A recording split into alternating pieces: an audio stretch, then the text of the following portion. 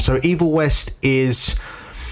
So we were doing a podcast to kind of go behind the scenes. We did a podcast last week that will come out over Christmas in celebration of like the best bang average games ever.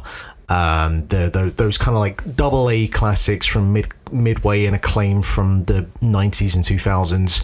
And Evil West fits right into that territory. You would be forgiven for thinking that this current game is like a remaster of an Xbox 360 or PS3 game from 2011. Just in everything in terms of its tone, its combat, the level design. And I'll get into why God of War Ragnarok really annoys me with its level design a little bit. But this is just a perfect like 7 out of 10 game. And I was thinking about how we've been categorizing the Ham Sandwich Award and how we've been giving the winner of that category for a good few years now to like a ham sandwich game, but there's like a negative slant to it. There's a sort of negativity to why we award it to a Gears of War 5 or a Coffee Talk. But Evil West is like a pure celebration of that 7 out of 10. It's pretty much a kind of linear focused action combat game. There's, very kind of mild elements of like RPG in terms of upgrades and whatnot.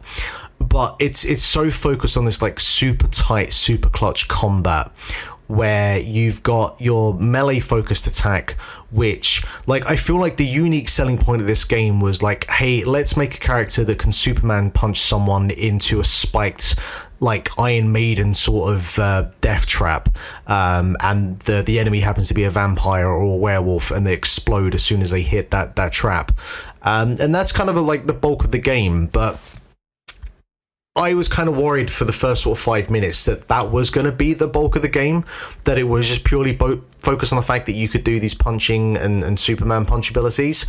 But the game really sort of adds on top of that, where you're kind of chaining together being able to use like these punching abilities, but then you also get a revolver, you get a shotgun, you get a rifle, and you can chain those attacks with the way that like the revolver works and the shotgun works is that when you're not zoomed in, you'll just use the revolver, but when you do zoom in, that's when you use the shotgun, which is actually a nice way of chaining between those two without having to kind of manually switch between the weapons. But you add those in, you've then got like a sort of like electronic barrier shield that acts as a parry when an enemy tries to attack you. But you can also use it to basically like whiplash yourself over to an enemy, which then electrocutes them and you can get a free hit in, or you can actually pull them towards you as well.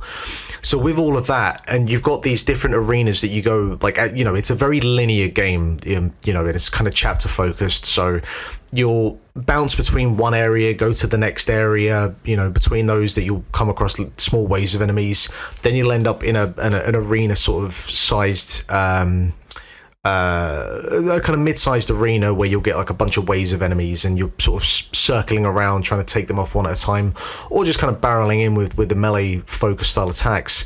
And it's a fucking blast. And it's so like, all the fat, all the excess is trimmed off. Like, the story is whatever. It's the Wild West and there are vampires. And this might as well be just fucking Wild Wild West Part 2, but now we've added vampires. Like, it's not relevant.